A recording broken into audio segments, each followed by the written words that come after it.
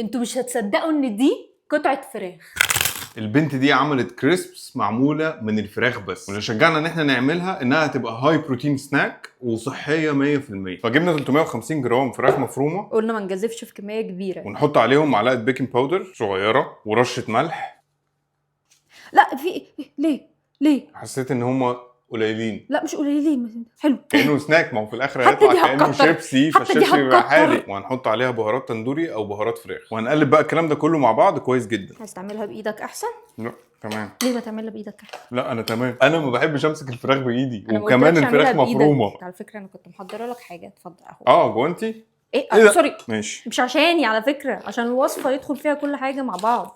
انا حاسه ان انا محتاجه نقطه زيت. لا ما حطيتش زيت خالص. هنحط زيت ولا مش هنحط زيت؟ مش هنحط زيت. وبكده عجننا الفراخ كويس جدا. نتخلص بقى من الجوانتي ده اللي مليان سالمونيلا. اكتر حاجه مخوفاني من الموضوع المره دي الزفاره، عشان الفراخ مش مغسوله. فلو انتوا بقى عندكم فراخ في البيت اغسلوها وبعد كده افرموها في الكبه. وهننزل بقى بالفراخ على ورقه زبده طويله. ودي هتبقى اصعب خطوه في الموضوع، ان احنا نفرد الفراخ كلها ونسويها بورقه الزبده. لازم تبقى رفيعه جدا. ورقه الزبده عماله تيجي معايا يمين وشمال. هي سهله مش صعبه، كل ما كانت رفيعه اكيد كل ما كانت هتبقى كرانشي اكتر. حلو، انت شغال زي الفل. وهنشيلها نحطها على شبكه الفرن اللي ورا دي، مش في صينيه. بعد نص ساعة في الفرن على درجة حرارة 180 نقدر نقول انها نجحت. ده بقى شكلها بقت كريسبي جدا. حاسة ان انا عايزة لا لا، اللحظه الحاسمه. احنا وصلنا لحل وسط، هناكلها بالطريقة اللي انا عايزاها. يلا، هي شكلها مغري بصراحه، فاحنا هنعمل ايه؟ هنعمل كده. دي احلى من بتاعت المرة اللي فاتت بكتير. وازاي اصلا كريسبي للدرجه دي؟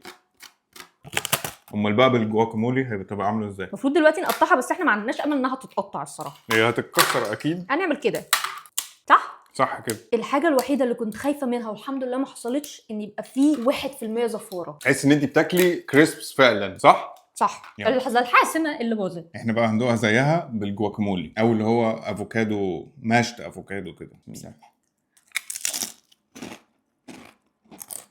واو، ايه ده؟ مش مصدق نفسي. ايه؟ لازم الديبنج بتاعكم يبقى هو الافوكادو ده. ادخلوا شوفوا بيتعمل ازاي واعملوه. تحفه تحفه تحفه تحفه تحفه. لا سلام انا بقى. لا لا لا مروان، المره دي لا والله عندي موضوع لازم هنخسر اخلصه. بعض فيها مروان.